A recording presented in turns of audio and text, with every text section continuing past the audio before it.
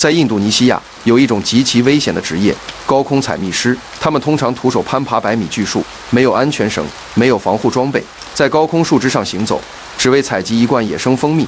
在印度尼西亚的原始森林里，就有这样一群拿生命冒险的高空采蜜人，从事着世界上最危险的职业之一。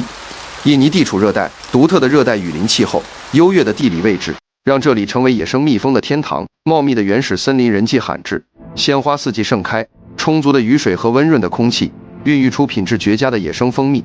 这种蜂蜜纯天然无污染，营养远超普通蜂蜜，在市场上价格不菲，也让无数人甘愿踏上这条惊险之路。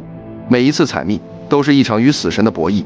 采蜜人没有专业的攀爬工具，仅靠着双手和双脚，顺着粗糙的树干一点点向上攀登。100米高的巨树相当于几十层楼的高度，脚下就是深不见底的森林深渊，稍有不慎踩空就会粉身碎骨。抵达树顶蜂巢后，危险还在继续。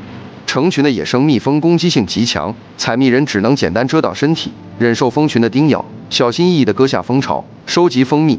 整个过程全程在高空完成，没有任何退路，每一个动作都要屏住呼吸，稍有差池就会引发不可挽回的后果。对他们而言，采蜜不仅是谋生的手段，更是无奈的选择。